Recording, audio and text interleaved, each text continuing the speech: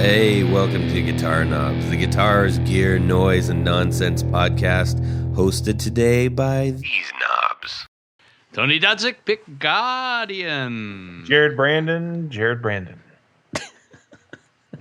Sound like Mary Hartman. It's never, ever going to be right again. I don't know. Hey, everybody, it's me, Todd Novak. Welcome to the Guitar Knobs. I am thrilled to death that you are listening, and so is Tony, and so is Jared. We're all very, very happy that you are listening to our show, the Guitar Knobs podcast. It is going to be a delightful ride in the back of the El Camino tonight. We've got a very special guest. Guest, who are you? I'm Ralf Gottschalk from Wonderful Audio Technology. Right on. We have a wonderful audio technology pedal in our possession, and we are really loving it. So we're going to get into that, find out all about Ralf and his awesome buildiness, and find out about some influences and all kinds of good stuff. We have we just need to, just a really quick, if there's anybody joining us for the first time, we've gotten a lot of new follows and stuff on Instagram.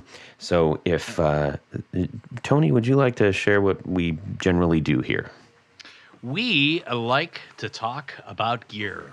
Specifically, we like to talk about boutique gear.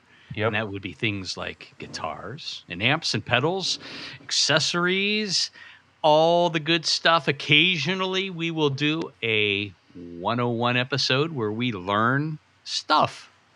Then every once in a while, lately we've had a couple of really fantastic authors on of guitar books. And so, yeah, if it exists in the world of boutique gear, you can count on the Guitar Knobs to cover it. That's right. Wow. All right. That's like a bumper sticker. Or your money back. Yeah. Well, or Tony's money back. You can have all Tony's money. Let's see here. We are going to get on to some, thank you for doing that. And Ralf, welcome to the show. We're really happy to have you. Thanks for having me. Where are you located right now? I am in Redlands, California. Oh, lovely. We've had a couple builders from Redlands. I'm trying to think. Oh, wait, wasn't Spruce was from Redlands, weren't they? Blue Spruce. I think it was Redwood. Redwood. Probably. That's right. Yeah. Yes. Redlands is different. Redlands is yes. Southern California. Much souther. Yes. Much. So, way to go with your California knowledge, Todd. Yeah, well, you know what? California could be a country in its own. It actually has, a little known fact, it has all of the seven ecosystems in one state. I think it's 7. Really? Yeah, kind of crazy. What are the 7 ecosystems? Tropical, desert, mountain, prairie, and coast. That's 5. All of the 5 ecosystems. Isn't the Mediterranean one of them? Mediterranean, 6. Yeah. So there's a 7th. Raininess. Raininess. How about polar? Not polar. I'm going with raininess. Raininess. Yeah. Anyways, I didn't know there would be a geography quiz. I would have studied. Yeah. Well, you have to be prepared for all sorts of things. Yes. We're gonna throw a whole lot of nothing at you. Okay, we're going to get cracking on. We need some announcements real quick. We need to say thanks to Roll. That is correct, and a ginormous thanks, especially to Nick Stillman here for. We've got. I'm currently casting out of the Rode NT Mini USB here, and it is working out really, really nice, and just in the nick of time because we're in a level 3 snow emergency right now. So all of us got, I had to scramble and figure out how to do this better out of my house because I'm reliant on doing it in our studio. And fortunately, these arrived a couple days ago. Really outstanding piece of equipment. So thank you to Rode for helping us out there. You know what would be cool? What would be cool? If you got a Mini Cooper, and then we could use this mini system to do a podcast from within a Mini Cooper. I like that. In mini skirts. No. Ugh. Oh, the visual. I'm so sorry for anyone who might be eating right now or doing anything, really. I'm sorry for the visual. You have to see a psychiatrist after that one. Yes. I also want to give a shout out to our previous guest, Lisa S. Johnson, who was just Lisa, an yes. absolute goodness, delight yeah. on the show. Awesome. She was a blast. Yeah, I can't wait to have her on again next time that she does a big, giant book like that. Even a small book. If she had a small book, a pamphlet. Yes. A brochure, if A you will. brochure, a leaflet. Okay. Anyways, you yourselves out there, you've hopefully by this time listened to that show. I did. And you heard, yes, you did. And you've heard all about this book. You've seen images of the book. You can go get it. And it is at a crazy price right now on Amazon. And that is Immortal Axes, Guitars That Rock. And she also has the other one, 108 Rockstar Guitars, which is equally as awesome. And you can compare the two. Let's get her up to number 1 position on Amazon, shall we? I think we should. Okay, let's do it. And I'm just saying there is a surprise coming we're going to have a patron giveaway. So, yes, maybe a couple. So, stay tuned for that, everybody. Benefits of being a patron on the old Patreon. We also need to give a call out to, I want to just say an enormous thank you to one of our patrons, Steve Keys, for being so incredibly helpful. He set up a Discord for our podcast. And if you go to our bio on Instagram and you click on it into the link tree, you'll see the Discord group.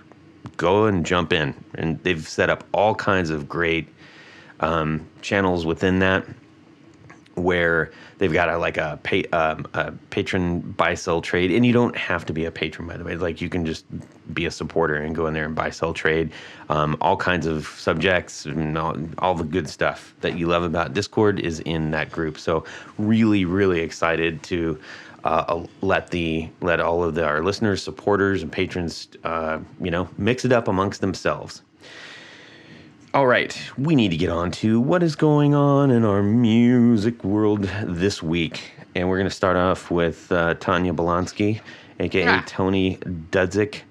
Yes, also known as... Pick Guardian. Also known as... I don't know. What? That guy. Yeah. So also known as the pickup guy, too. The pickup guy. Right after that, we're going to check in with our pal Ralph. Okay? Excellent.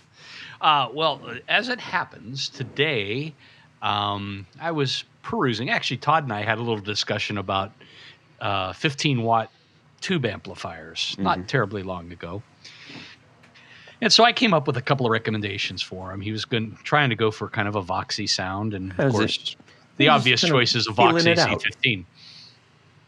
And so one of the things that I remembered that years and years ago, I had actually 3 of these, were the Laney VC30, which is like basically Laney's take on an AC30, but not quite. It's a little bit different. It's a slightly different sound, but it uses... Those are the British-made ones. Yeah, well, they're that series was all made in the UK, but they also made a 15-watt version. Major difference. Well, like the VC30 had a 112, a 212, and a 210 version, which I had one of each of those, and then I sold them over the years. I used to run those in stereo. Good sounding amp. So as I was digging through and doing some searches, I found one of the VC15 versions, which is a 110 15-watt EL84 amplifier. It's a little bit different from a Vox in that it's a AB instead of a Class AB, which is more like a Fender, versus Class A, which is what a Vox is. But it still has the same kind of chiminess, I would say. And there's some other cool features, but I won't bother going into. So, super affordable too. Well, this one, I just stumbled across it today. It was, these were made in about 2005, 2006 or so. And Guitar Center in Pittsburgh had one for $250, which is a steal by any stretch of the imagination.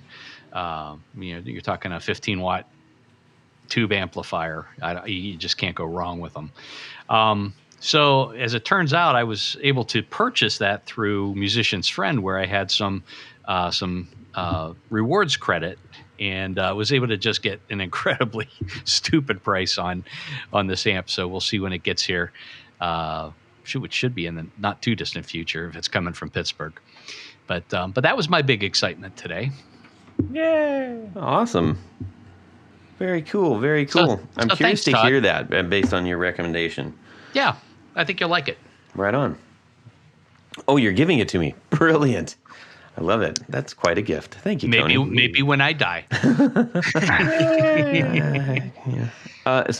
Ralph, why don't you tell us what's going on in your music world? The short version. We're going to do the interview later, so just, take it easy, pal.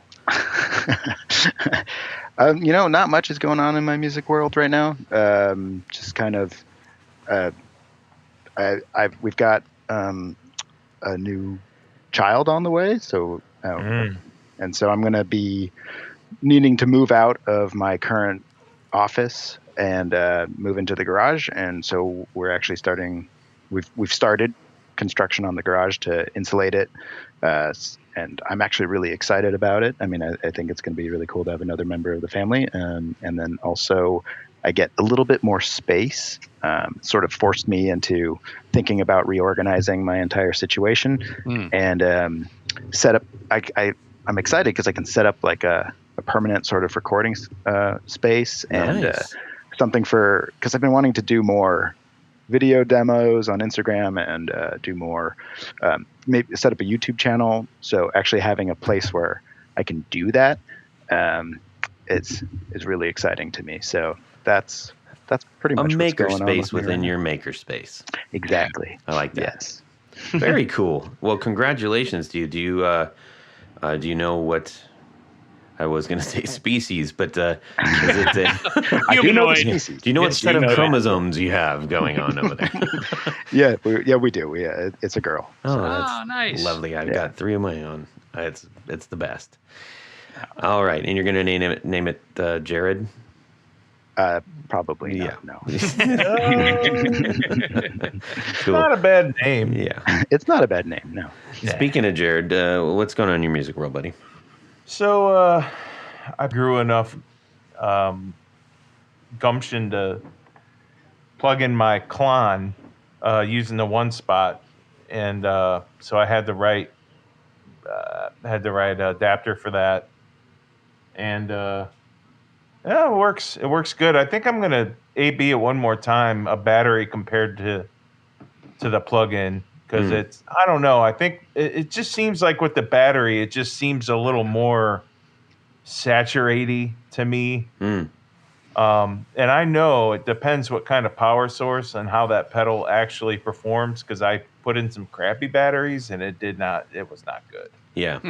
So I know that pedal is very sensitive to any type of, to whatever power you put into it, it's going to react accordingly. Right. So that was interesting. Yeah. Tony. What about you, old chum? Thanks, Jared. Well, I had a very exciting week because I recorded a video for this because I thought it was worthy of it. So recently I picked up that Marshall Origin, which I really, really highly recommend. You can read all about it in the funny papers. It's the Marshall Origin 50 combo. So with a high, low, medium setting at roughly like the 50 watt, 20 watt, 10 watt kind of NES. And the only thing that I really didn't like was the speaker kind of had a little bit of a flubby bottom end, and the highs on that thing were just even when I was taming the trebles, it was really, there were some frequencies that was just like kind of hurt my ear, to be honest.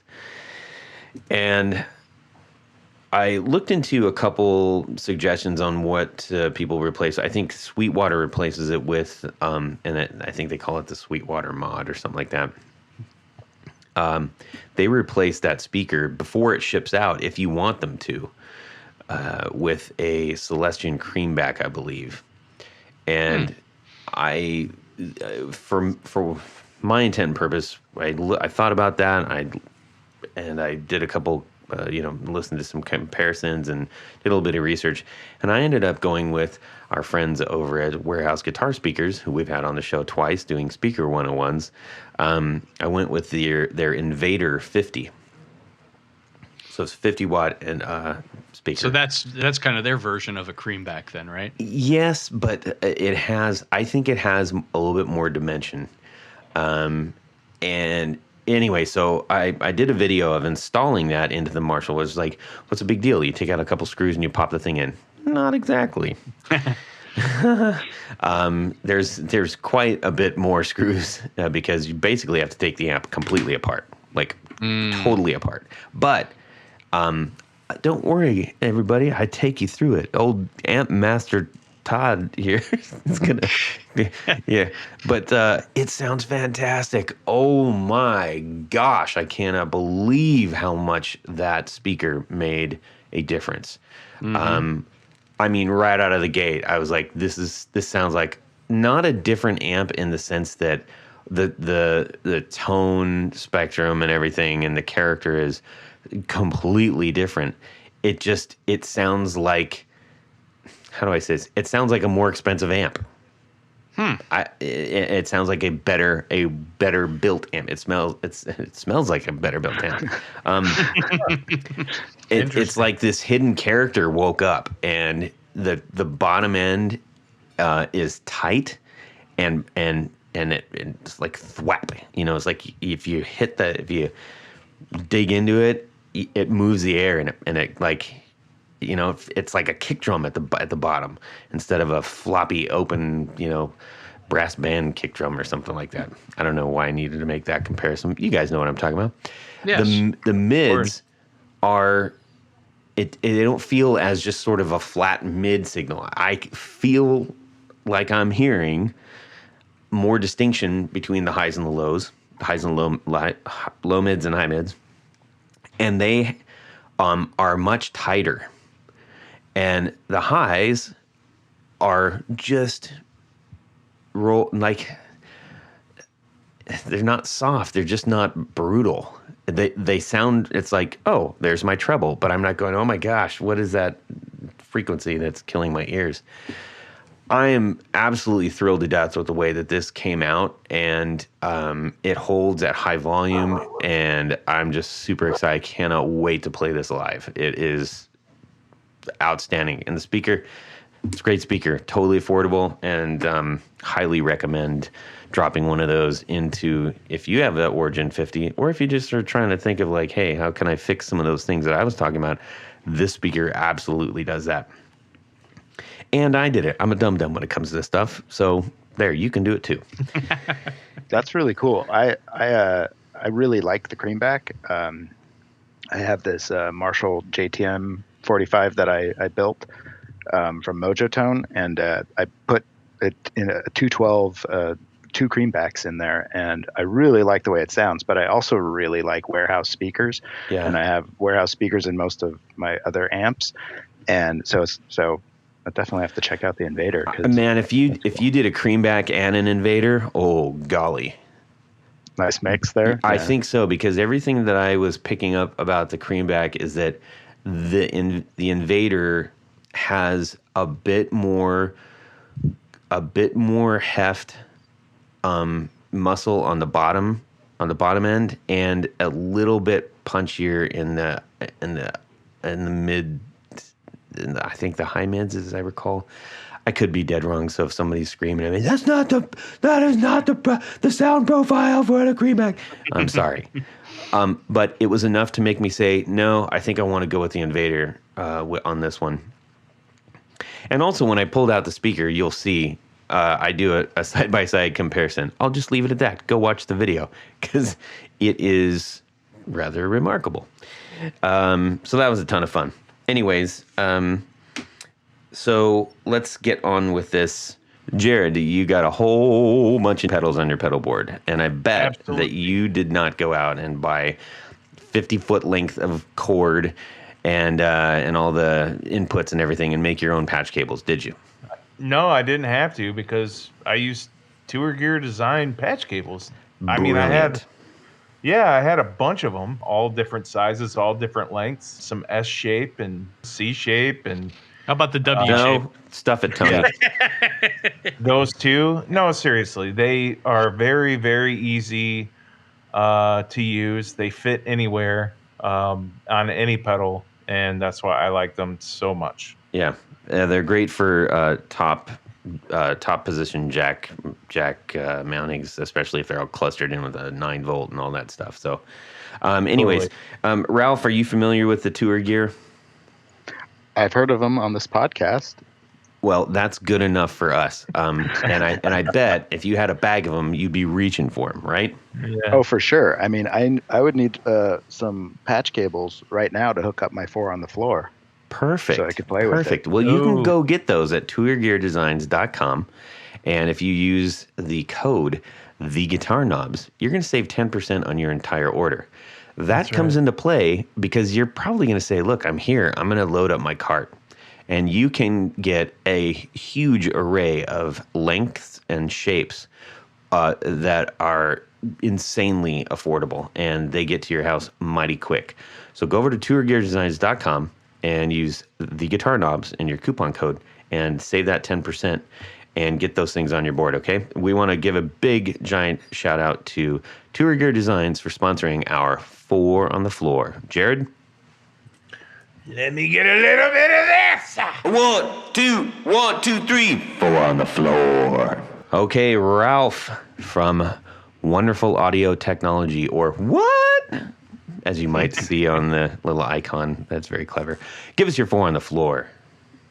Okay, yeah, my 4 on the floor is pretty hard to figure out what my 4 on the floor, but I have 4 pedals here on the floor right now.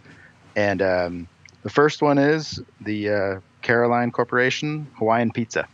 Mm-hmm. Sounds delicious. Yes, if you like Hawaiian pizza. I do. I like the pineapple. Well, I find it's offensive to people that really like I do not traditional like pizza. Hawaiian pizza. But I do like the Hawaiian pizza pedal. Tell us about it, Ralph. Well, yeah, I mean, that's part of the joke about it. I think it's what's so brilliant about it.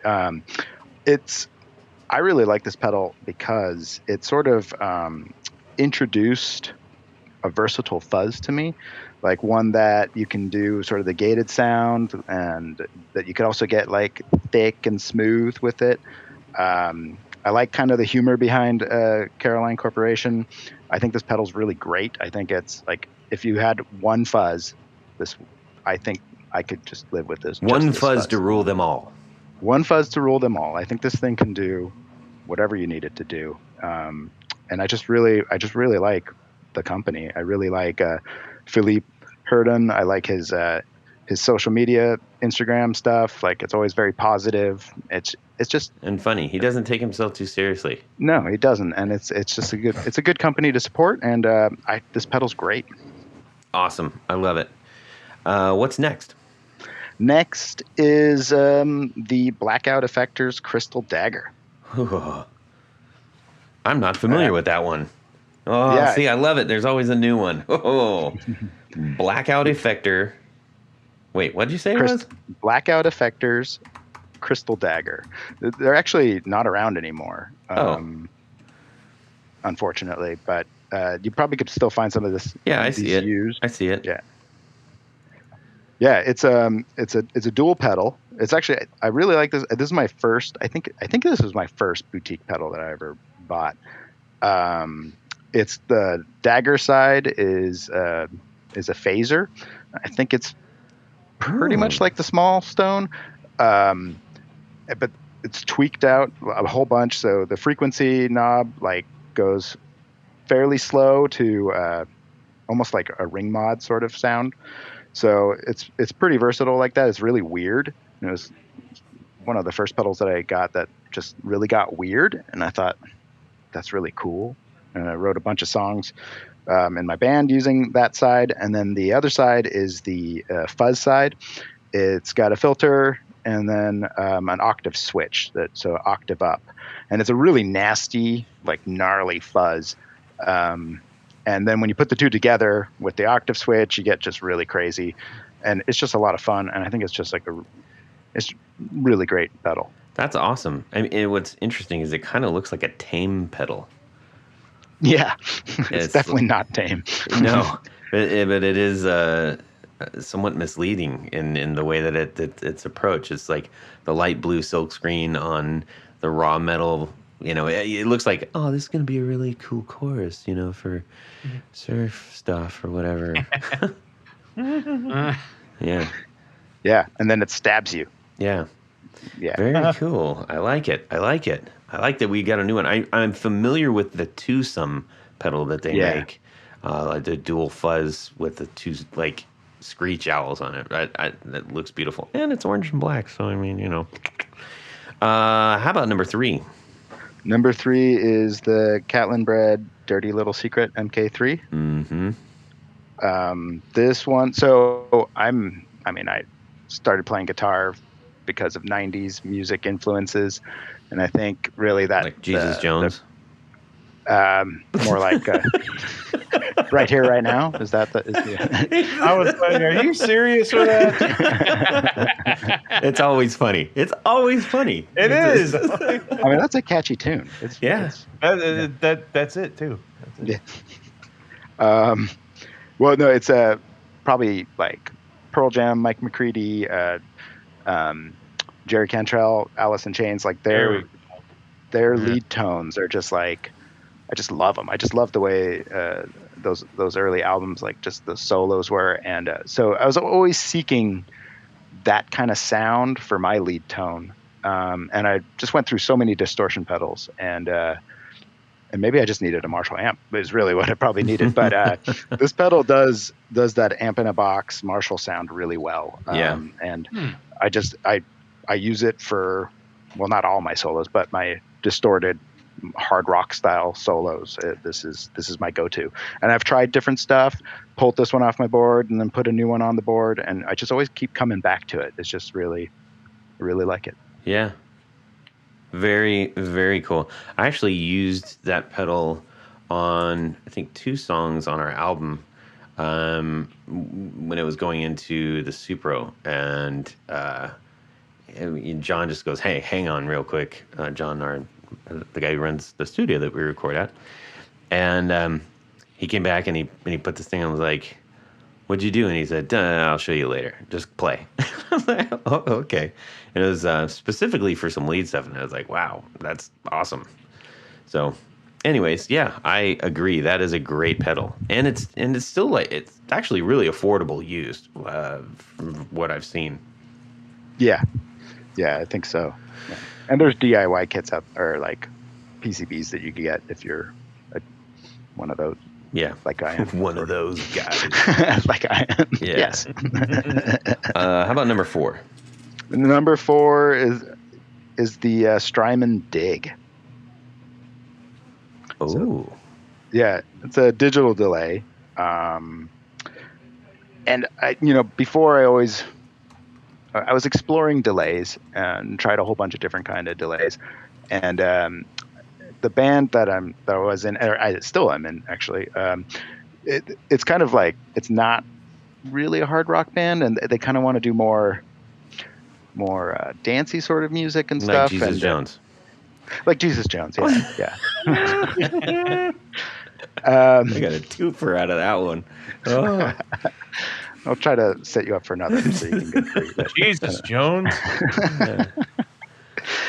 But so I do, in that band, I do a lot of like syncopated sort of like delay sounds, like dotted eighth, sort of copping the edge. Yeah.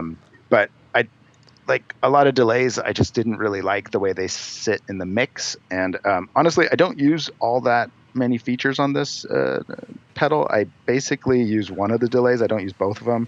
Sometimes I switch over to the other delay, like if I don't want to have a busy sound on my lead. But it's the ADM algorithm on this thing, which is don't really know too much about it. It's not. It's a little bit more percussive sounding, and it's not too bright. It just sits in the mix really well. So when you have a bunch of repeats and you got that dotted eighth sound going on, it just kind of blends in nicely and lets it doesn't get too busy. It's just a really great sound. And I think I know what you're talking about. Like sometimes if you have the repeats and on like those eighths and stuff, the roundness of a delay can start to kind of like double up on itself a little bit. And when you said percussive, it's sort of like I think I'm hearing what you're talking about, which is it makes it notable, but not like ultra forward in the mix. So it's like you can hear what it's supposed to be doing, but you don't get all the other stuff if it's like kind of they're bunking into each other. Yeah, and it doesn't. That's what it says on the manual, actually. Oh, does it? Bonking? That would be amazing if Sherman said, you know what, we're just going to get Novak to write our stuff. No one would have a clue when anything does. It would be amazing. I don't know. I was picking up what you're putting down. Thank you. Well, that is a lovely 4 on the floor. I really like that. That's a good board, man. Or a good 4 on a board. Anyways, very cool. And I like that we got one that we're not as familiar with as well. And actually, the dig hasn't not been mentioned. Almost every other Strymon pedal has, but not the dig. Yeah, it's not a very popular one, I think. But I think it needs more love. I wonder why that is. I'm just wondering out loud. I don't know if anybody has like a theory on that. I think because it's not like people want to go after the analog sound or the or more features. I have no idea. I had a thought. I don't know. Now. Cool, man. Well, very, very thankful that you shared that and didn't have a tuner. That was great. So we need to move on with the actual reason that we have you on this show, because you are a pedal builder. That's right. And you sent us one of the things that you make called Ancient Echoes. And, I pulled that thing out of the box, read all the stuff, did a little box opening thing. So if you guys want to go watch that out there, that's on our Instagram. And plugged it in and had a ball. I absolutely loved the sounds that I was getting out of that pedal. We'll get into all kinds of reasons why and everything. But the very next thing I said is, Tony, I'm bringing this pedal over. You gotta play this thing. Yep. Yeah, that was, I really enjoyed it. And what really impressed me is the various combinations and sounds and everything. I could have played with that probably for the next week or so and still not been finished with all the stuff that it can do. So it's a great pedal. It is. Thanks. Awesome. I guess we'll just go with this a little bit right now.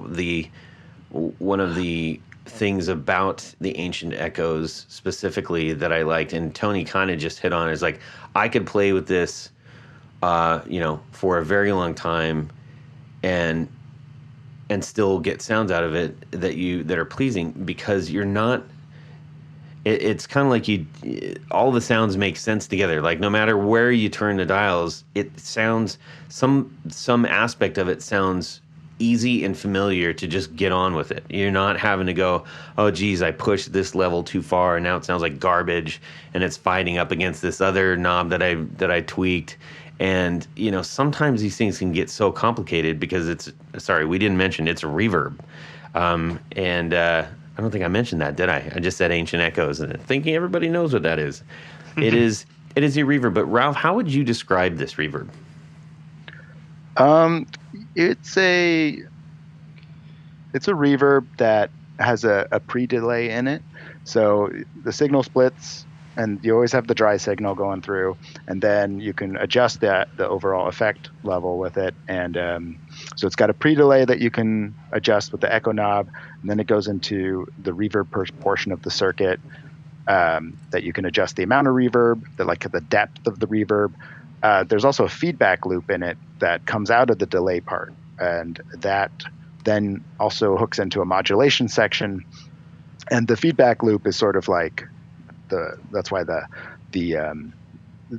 I got the big knob on it, because which now I'm blanking on what the name of it was. It's the reflections knob. Oh yeah. Podcast jitters. I made it. Yeah, I made it, but I don't remember. But the reflections knob is how you control the feedback, and sort of that interplay of like the feedback going back into the delay portion of the circuit and coming back out of the reverb portion with the modulation on it kind of gives it that sort of character. And there's a lot of filtering in there to kind of like give it a sound. Like I'm trying to make it sound unique and interesting. So yeah, and I call this a reverb because I know it is technically termed as a delay and reverb.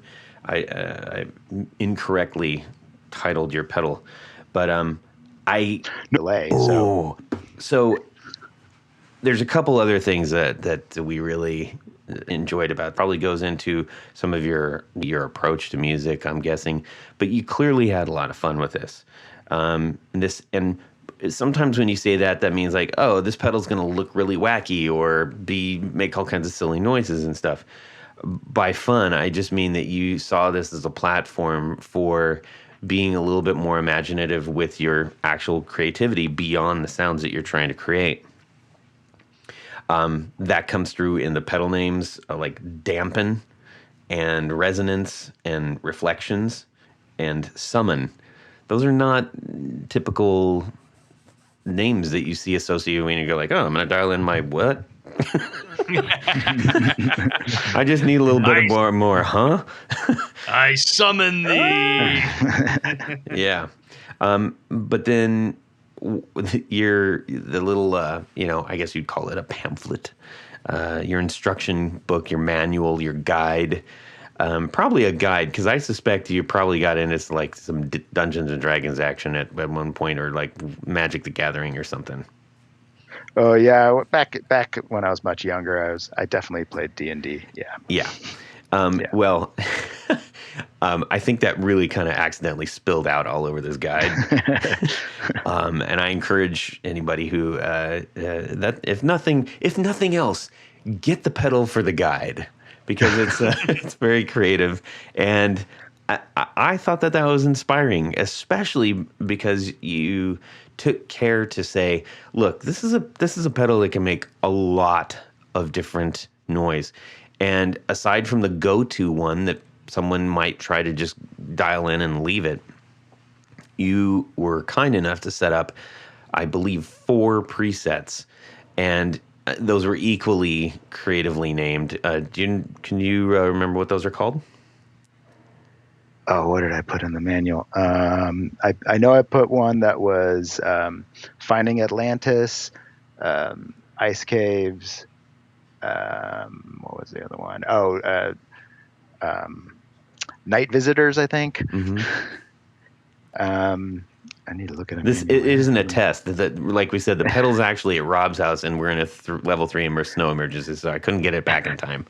Anyways, the point being is that you got really creative with like, that makes me go like, it's like Ice Caverns. It's like, oh, wow, what's this going to sound like, right? And then like Night Visitors, how is this going to be different from Ice Caverns? I really appreciate that, because it's not just like, here you go, have fun. You took some thought into saying, I've spent time trying to create a machine that makes a lot of great noise, and it doesn't just make a great noise. There are different ways that you can set this up for your kind of sound that you want. That's really cool. That those settings resonated, because I thought I've had people try it out, when I was prototyping and stuff, and they were kind of like a little bit confused because it's not traditional. Like, you think reverb, you think like, oh, well, I'll just set these settings, and it's not really traditional like that. So I kind of thought it'd be fun to just come up with some sample settings of like how I've explored this pedal, so that other people can find a starting point. And I've got actually more samples and more settings on the website. If you go to wonderfulaudiotechnology.com and then you look at the Ancient Echoes page, I recorded some audio samples and have sample setting knobs so all the ones that are in the manual, and then I think there's 2 more up there too. Yeah, that's awesome. You should share if you haven't already. Share those out, and any other ones that you get. Like that'd be great to see on Instagram as well. Oh, cool. Yeah. So I have to say that right out of the gate. Now, granted, I grew up like we were just talking about this. Me and my family was like.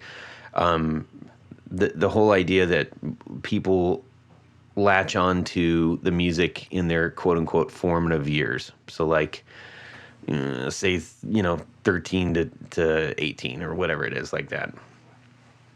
That's the stuff that really, really sticks with you, regardless of what era you grew up in. And when I plugged it in, I was like, I've talked about this before. Like I love, Echo and the Bunnymen. I love Psychedelic Furs. I love stuff that like the Cars, that all of that great stuff. And right away I was like, oh, there's Bring on the Dancing Horses. That's brilliant. Oh, there's President Gas or whatever. I could hear those tones because it isn't just a straight reverb, but it isn't as heavy-handed as it is a delay and reverb. You managed to get the good things of both into one pedal and make it highly usable. And I could not believe the sounds like right out of the box. I was like, I just hit a chord and it sounds like there's like 2 guitars in here. It was great. Wow, thanks. That's really cool. Yeah. Wow. Yeah, very impressed. So that's it, everybody. That's the show. Thanks for Would coming. you rather? So, Ralf, tell us a little bit. I mean, I know this isn't the only thing you do. We're going to kind of dip into your own, personal self real quick here. And I love, and I know Jared and Tony, like, this is where we like to see beyond the pedal, beyond the gear. How did you end up making pedals? I ended up making pedals because I was in a band. I was actually I think at that time I was in 2 bands, and just really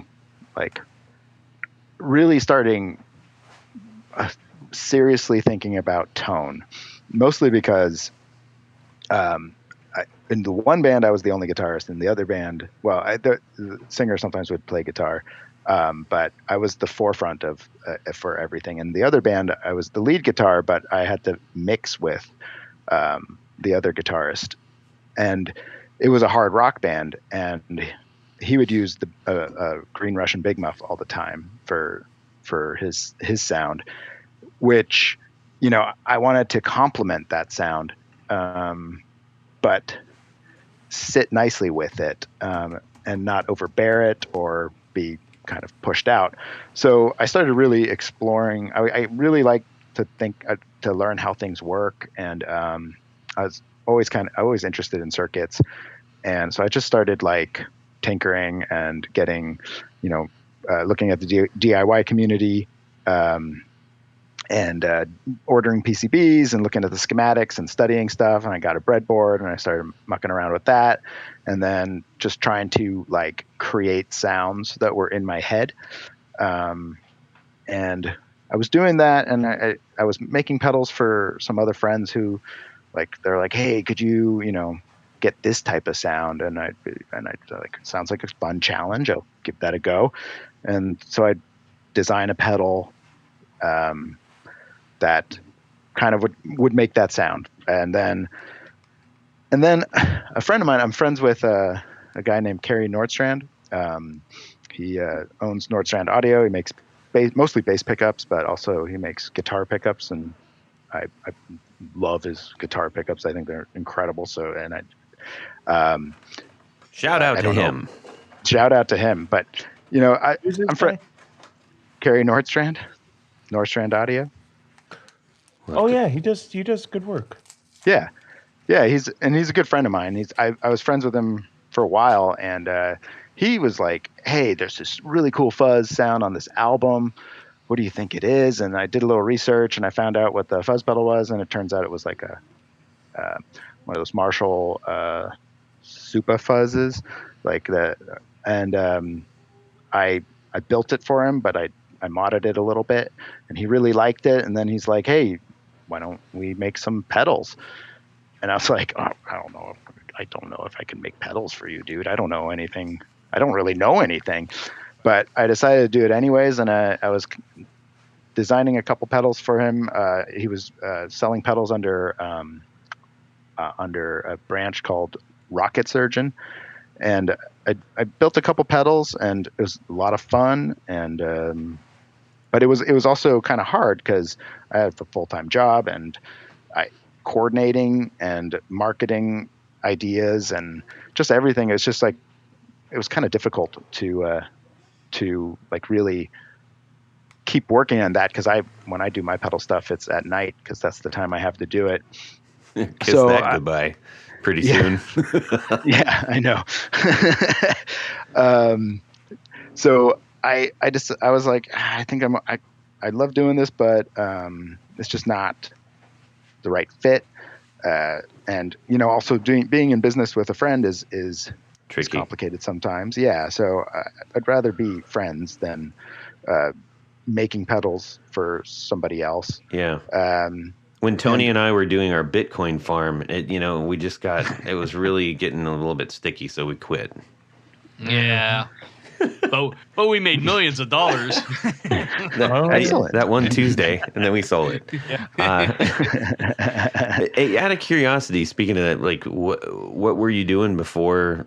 When you were kind of like in the middle of I'm making pedals and I'm doing blank. What was your job? Well, it's still my job. I work for a software company, and I'm sort of like You're a big deal there. I'm sorry? You're a big deal there? At Initech? I'm at Initech. Yeah, I have as many as 4 people underneath me. Nice. No. I work at a software company. I'm sort of not really a developer. I work with developers. I'm sort of a project manager, and I guess I herd cats, because developers are sometimes like cats, and you just gotta like rein them in and call BS on them sometimes, and it's interesting work. It's really hard. So that's what I do as my day job. Cool. Yeah. Design software. Right on. So, anyways, before I so mildly interrupted you, no, it's all good. So you're deciding this is a difficult thing to do. So you made a decision of some sort. Yeah, I decided to do my own thing. But the timing of that decision was pretty poor, because we just we're just about to have our first kid.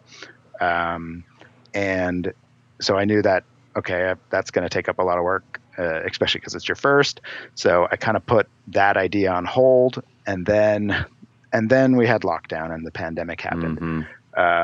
So both my wife and I are like working from home and taking care of our kid, deciding whose meeting is more important, putting in basically like 12-hour days to only really get 8 hours together. So we were just exhausted all the time. And I just really couldn't start my business. I really wanted to start, but I just couldn't do it. And so finally, I guess like last year, like we worked things out, and I was able to start Wonderful Audio Technology, and that's that. Nice. Isn't that hard when you're sitting on something or some ideas, and you're like, I just want this to happen now, and you're like, oh man, realistically, this isn't going to happen for months.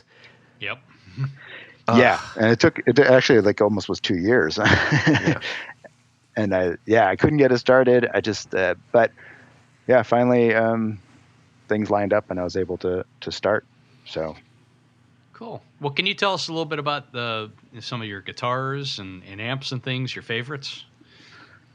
Yeah, I might make Todd a little pissed, because probably my favorite guitar is a Strat. Hey! You never have to worry about the people making them that upset. other people like them. I just don't. That's all. Yeah, I know. I'm just making fun. Yeah, well, I have a decent amount of guitars that I've collected over the years. A couple Strats. I have this crazy Dean Flying V that's like got this kaleidoscope paint job on it. Oh wow.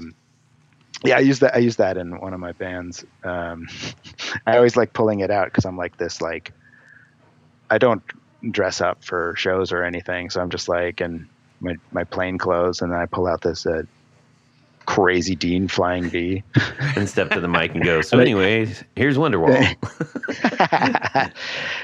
No, actually, Jesus Jones. Yeah.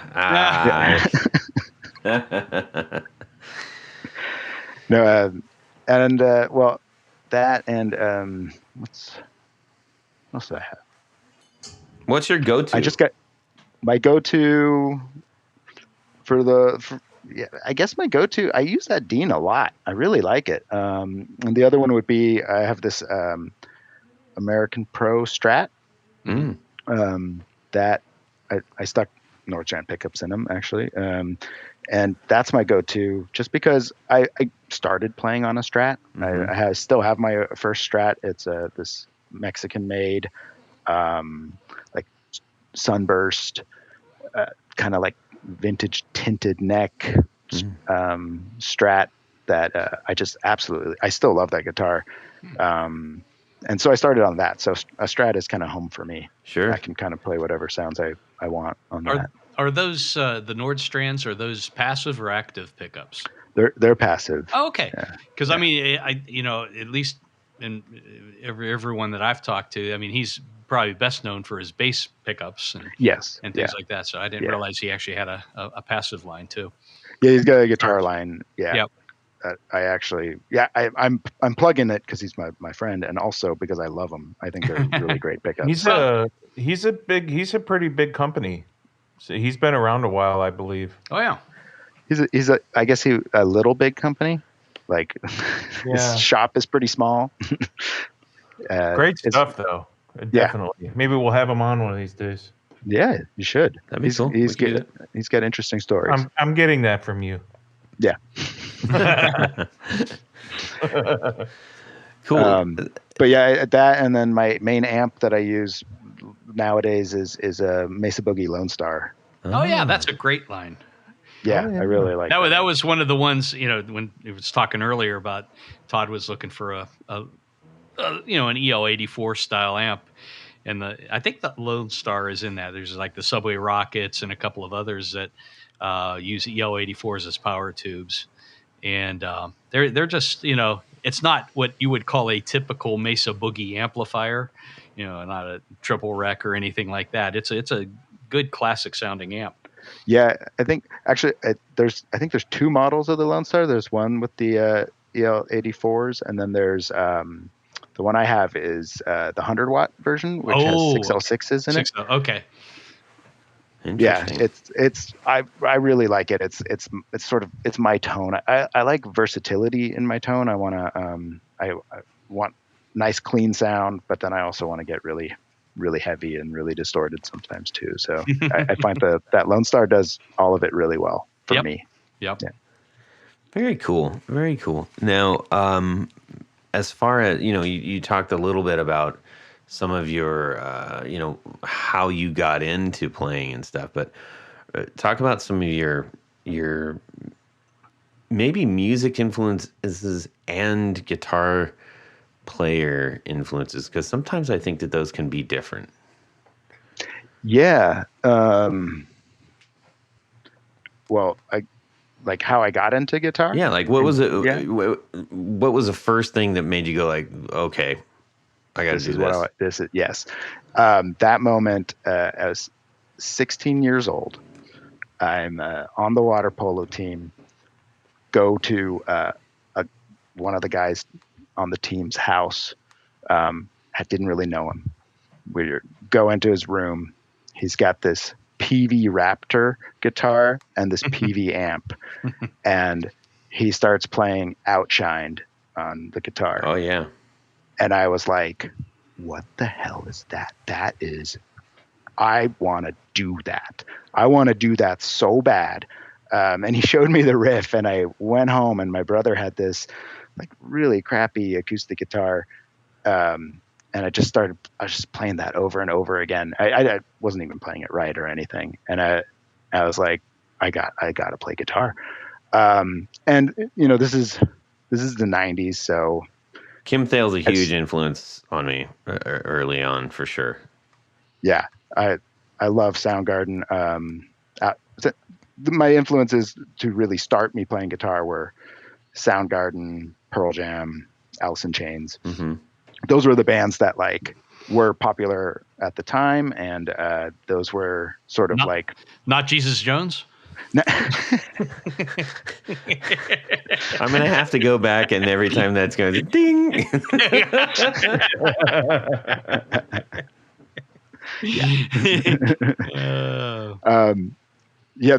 Those guitar. It's like once I started playing guitar, all of a sudden I heard guitar, and that's technical guitar work. All their songs are just, there's a lot of cool guitar work in there, and that's sort of like where my guitar story started. And then it wasn't until later that I discovered like classic rock and all sorts of other music, and really listening to other styles of guitar. And then I got into like 80 shred for a little while, where I was like really into Steve Vai and Joe Satriani,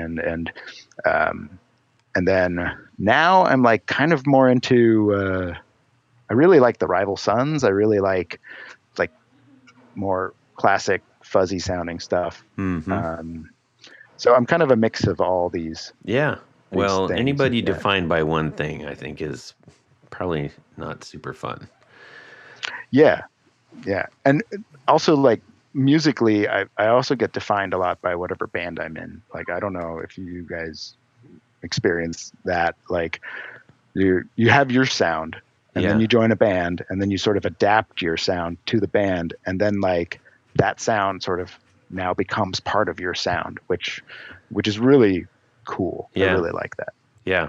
I make my drummer who's like schooled on Rush. He's like, yeah, but I'm schooled on Rush. I'm like, don't care. We're playing this. Want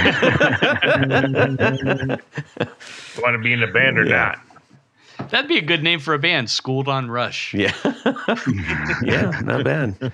Or even just schooled on this. Yeah. Schooled on Jesus Jones. Yeah. Yes. There you go. Right here, right now. He's probably listening going, guys, come on. So when you get those kind of influences and you jam them all up together, it does sound like you're pulling specific elements out of those things. You actually called a lot of those out. I especially like that you said there was some really interesting guitar work in the bands that you were describing, like Alice in Chains and Soundgarden and stuff, because a lot of people look at will listen to that and go, it all sounds like just easy power chords and stuff, and it's like no. There is a lot more, but the big difference, and I think this is what a lot of people were responding to, is that it was within the song and it wasn't showboated, which is where the high of the late 80s was happening. So I appreciate that you kind of were mentioning that, because that's something that I picked up on. Yeah, I did get into showboat for a little while there, when I was really starting to like wanting to really play guitar. Then it was like, oh, Steve Vai, boom, I want to play like Steve Vai. And then, but it doesn't work in when you have a singer. Yeah. Too true. Yeah. And also you have to practice a lot to get that good. And I just, that's a lot of time. Well, speaking of practicing, you got this. We talked about Ancient Echoes. By the way, was Ancient Echoes a reference to anything? I know there's a couple books with that title. No, it's not. It's just kind of the feeling that I got playing it. Oh, This is okay. where the name came from. Yeah, yeah. Super. So again, speaking of the practicing part, like what are you working on and getting, building up this portfolio of yours? Yeah, I'm working on a lot of I have a lot of like unfinished projects, and then when I decided to launch I sort of just like was like, I'm doing this, and I just like threw myself into a bunch of designs, and I was going to release 3 pedals at once, and then the project manager in me was like, what the hell are you doing? You can't release 3 pedals at once. It doesn't make any sense. So I've got 2 other pedals that are almost ready. One of them's ready. It's my pedal called Nivicola. It's actually it's a clone of a Black Russian Big Muff, but it's like a clone of my Black Russian Big Muff, where like those old pedals, they're all over the place. Like sometimes you get a good one, sometimes you get a not so good one, and the values drift over time.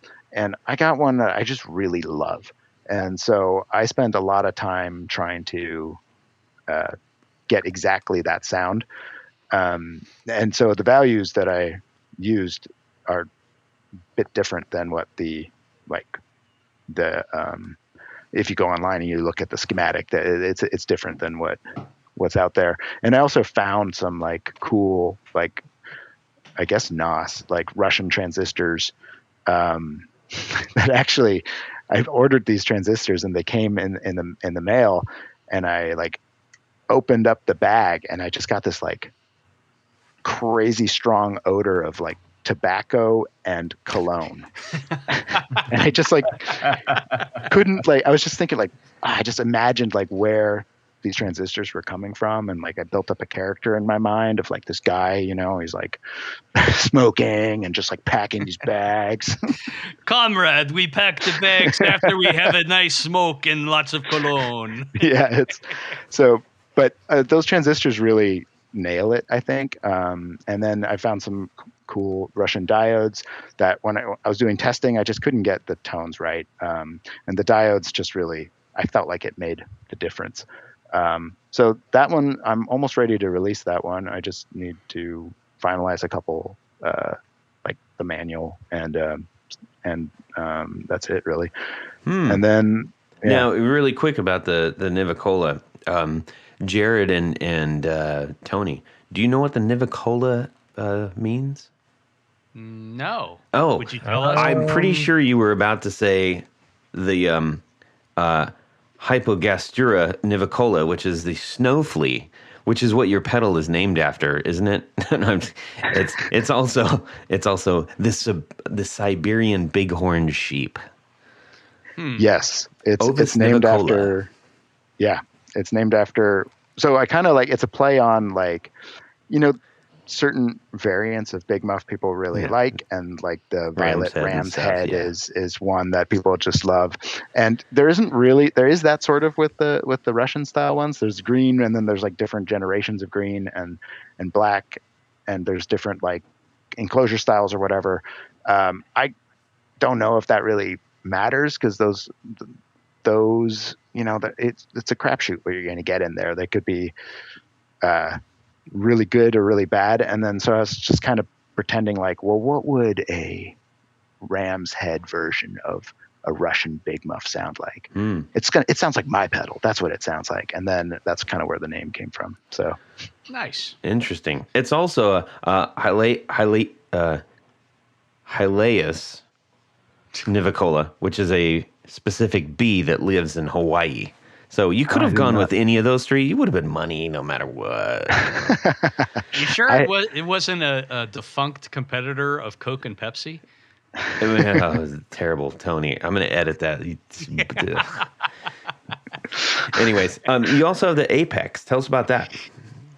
Yeah, the Apex. So the Apex, I haven't released it yet because I think it needs a couple more tweaks. As I was like playing it, and I got together with my band finally, and my jam band that I play with sometimes, and it just needs a little bit more. So I'm working on that out a little bit. But before I decided that, I was like, oh, I'm going to release this for sure. But the idea behind that was I really like the YouTube demo or Demos in the Dark. Mm-hmm. And he did this rat week. And so every day of that week, he would play a different LM308 rat-inspired pedal. Mm-hmm. And then he'd shoot them all out and then kind of play them at the end. And I thought it'd be like a fun challenge to create my own version of that. So like take the rat circuit, but do my own take on it. Mm-hmm. And not make it sound like a rat, but like where can I take everything that I love the rat, but I also don't like the rat sometimes. Mm-hmm. And I wanted to kind of like, I think it get can rid of all sound the really parts. flat. I think it depends on your amp. A lot. It's like certain amps, the rat sounds rad. And then other amps, like you're just kind of like, no, that's no. I think anytime we make a suggestion, we should say it like this, so that it's really it's an informed decision. I think that's a good idea. Yeah. Well, so someday that'll happen, I imagine. Yes. Yeah. I think I've got it to a point where I'm really happy with it. I'm just going to let it kind of burn in a little bit, make sure that I do love it. And I've got a bunch of fuzzes that I'm working on because I love fuzz.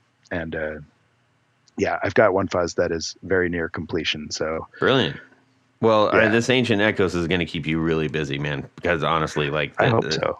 It's such a great pedal. I'm really happy for you that you landed something that I haven't played one like this. And I really enjoyed it. So I'm glad that is out there for us players and collectors. Awesome. Yeah, thanks. Yeah, I'm really happy with Ancient Echoes. It took a long time to design that circuit. Yeah, well done. We are going to round the corner and hop in the El Camino and swing by Jared's house. If you wouldn't mind riding shotgun to Tony, I'll climb in the back. Go ahead, Jared. Well, I'm glad you guys showed up in the old El Camino because it's time for Would You Rather? Today's Would You Rather is from Mike D. Mike D.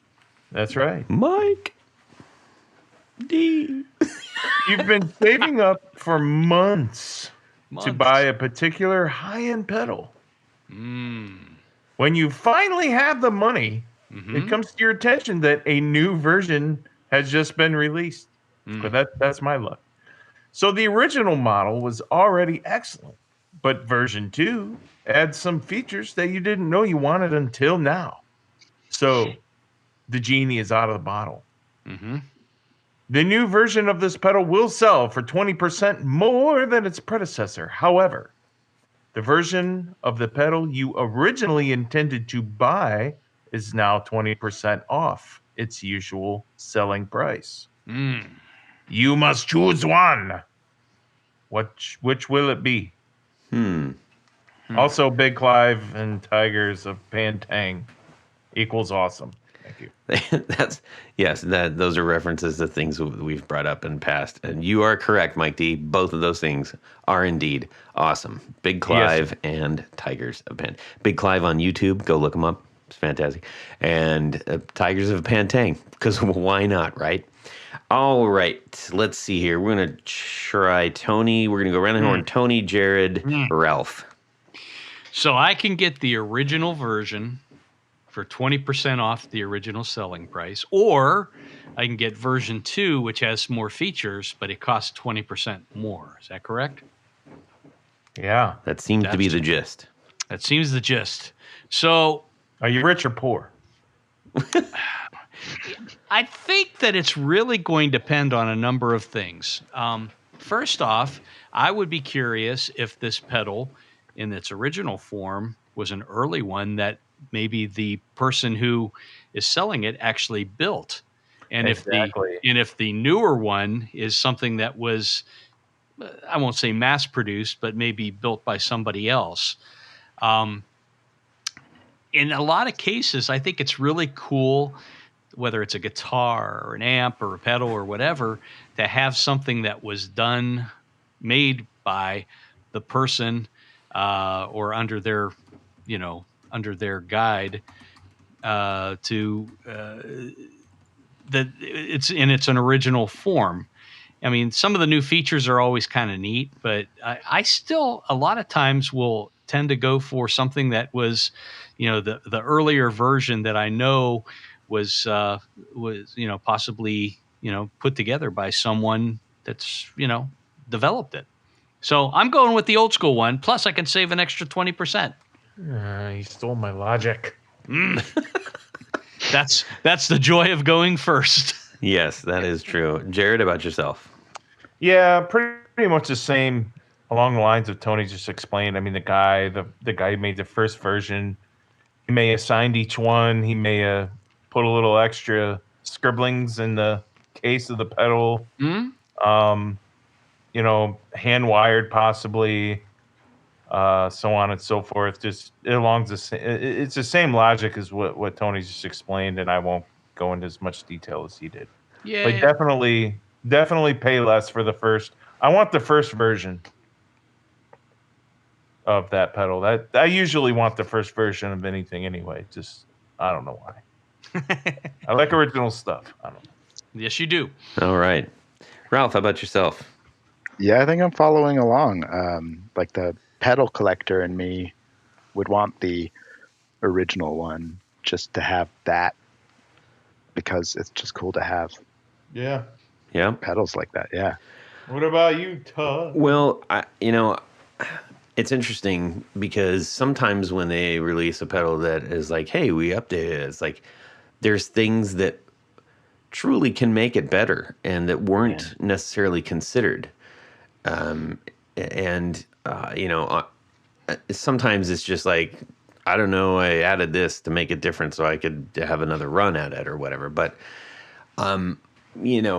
whenever you get something along the lines of what you guys are talking about, I'm thinking like, the Red Noise Stone Blender or the Champion Lucky like pedal boost. That I think we each actually got one of the early ones when he was hand painting them. It's like, that's special. That's special. Yeah. I will never get rid of that.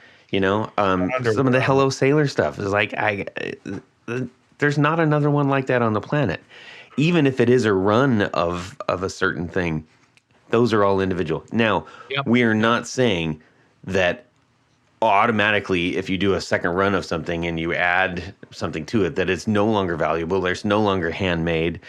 But I don't know. There's some merit to having like, this is the first thing. You can always go back and get the second one later too. It's okay. Yeah, buy them both. Buy them both.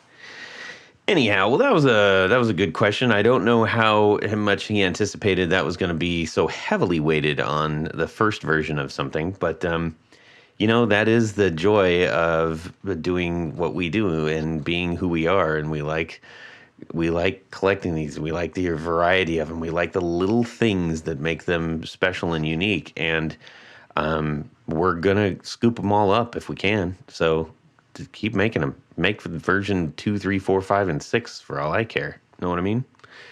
Do it. Yes. All right. Well, we need to say thank you to a very special group of people. Yes, Todd, because at this point of the show, there's a special group of people that we love to thank. These are our executive producers. That's right. Now, Jared's probably wondering, what's an executive producer? I don't know. Well, it's a person that makes the podcast possible.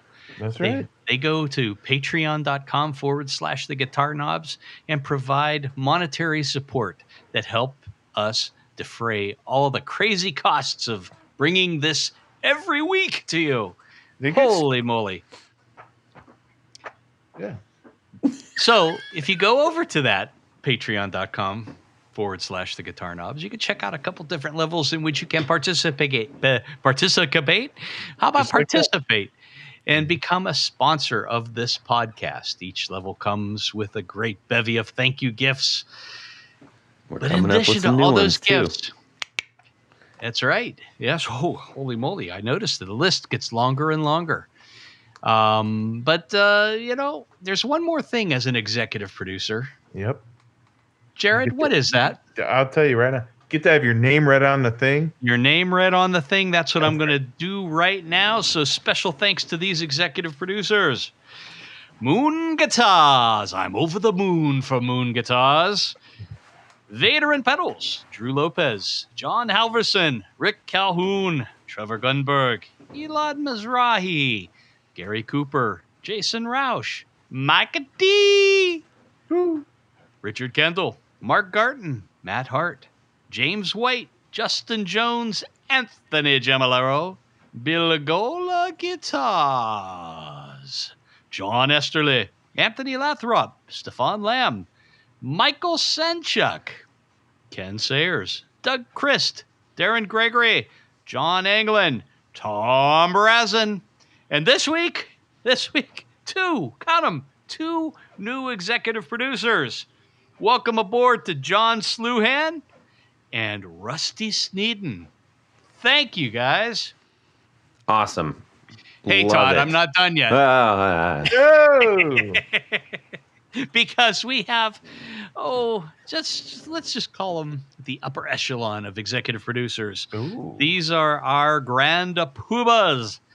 And these fine folks have a fez to place upon their head whilst listening to the podcast. And at the same time. Yes. And they share headphones, and they take hot tubs in individual hot tubs of some orange liquid, so That's to speak.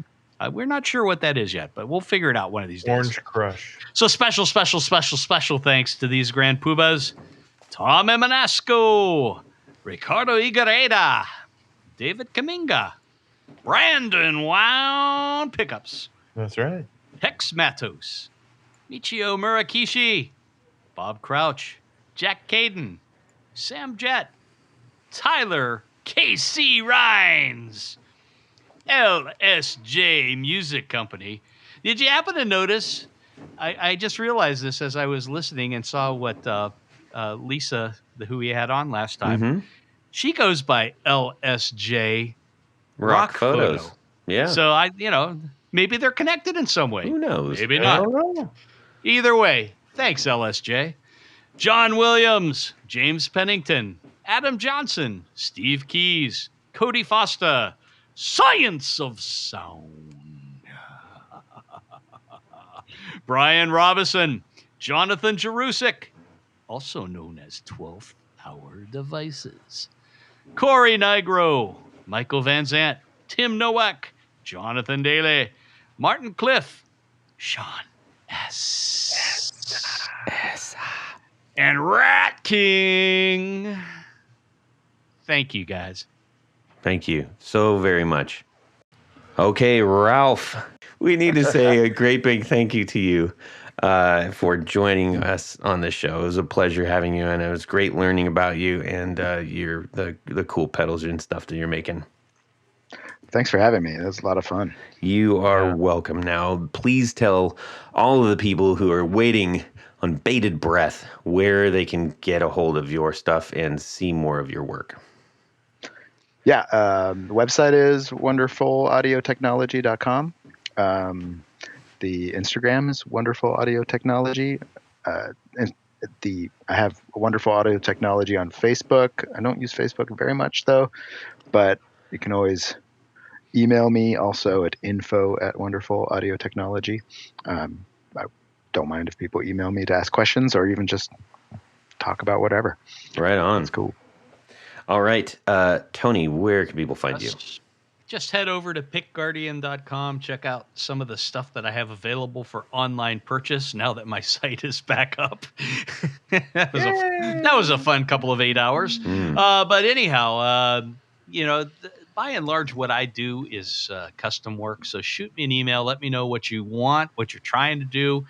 I might even have some good advice for you because I've done a lot of this stuff myself. So let's talk and let's make it happen. Right on. Jared? Message me through Instagram, Jared Pickup Winder Brandon. All one word. On Instagram. Yeah, all one word. It's brand new, so I'm not going to have very many followers. Does that actually I had fit? to break away from the Brandon Wound Pickups one, obviously, because of my new job. Yeah. So. All right. Okay. Well, good. What is that again? Jared Pickup Winder Brandon. It's just my stupid face as a picture. So. Okay. Yeah. Okay. Message me if you want to talk about, general things about pickups. Okay, sounds good. You can email me, Todd, at you can email me, Todd, at theguitarknobs.com. You can also DM me on Instagram at guitarknobs. We would love to hear from you. Please send your thoughts and any would you rathers. That was a good one from Mike D. Can you top that? Can you best it? Can you do better? Send it to us. We'd love to read it for you. Yeah. And make sure that you check us out on the Discord too. Go to the bio link on the Instagram. And lastly, I'm gonna plug my band again. Go listen to the Villaintinos on Spotify. The Villaintinos, like villain and Tinos, but one word. And hope you dig it. If you do, let me know. All right, everybody. Thank you again to Ralph, and have a fantastic guitar week. And subscribe. Oh yeah. Yeah. They're Tony's Polish, so he knows everything about Europe. Yes, I know everything. Morning, Joe. Okay, Ralf Gottschalk. No, doggone it. Exec. Is he a poobah? Exec. Oh, not a. No, that's why I said exec. Copy. Guten Tag, Josef. Guten Tag, Ralf. Donkey. You're seeing behind the curtain. Yes, it's not really a curtain. It's a really calcified clear plastic shower curtain that's all like yellow and pink at the bottom. Because of his artsy talent. Why do I always forget the name of the thing? Underwear and the ghosts and all that stuff. Fettle Boost, that's it. Take two. Got Shock. Schalk. This should be a lot of fun. All right. Okay. Radio voices from here on out, everybody. right. NPR voices. We're going to do the whole show in NPR voices. Got Shock. You got Shock? Or the... Fettle Boost. Hey, hang on. Via, how you say in business? That's what you get. Is one button. One button, Jared. It's just on. Ralf Gottschalk. No, I'm not going to be able to say this now. Ralf Gottschalk. Okay. I think the only one I can kind of do is Sean Connery, maybe, and maybe just people don't have the heart to tell me that I suck at it. So I just I hate myself. Yeah. that was a podcast here. Yeah. That was a Grinch, actually. I'm pretty sure. Yeah. So we got get on the podcast. Because I used tour gear, pedal cords. What do you call them? patch cables, if you will. Yeah, patch cables. Tour gear patch cables. pedal cords. El Bico Bupo Besto. Yeah. Ralf Gottschalk. God dang it. I'm going to say Ralph. That's what I'm going to say. Here we go. do it. Rusty Sneeden. That's Jared, do a Swahili accent. A Swahili accent. Yeah. All right, man. We're clear. Yay. Cool. We did it. Yeah, that was actually a lot of fun. Good. What? Actually, what? Yeah. Ralph. I don't know why my voice broke. Well, that's it for these knobs. Please visit our Patreon page at patreon.com/ facebook.com/theguitarknobs. Visit our website at theguitarknobs.com for all of our past episodes, 4 on the Floor blog, and other good stuff. You can connect with us on social too at our Facebook page and share your gear and stories on our Facebook group. Also, be sure to check out our Instagram at Guitar Knobs. Catch you next time.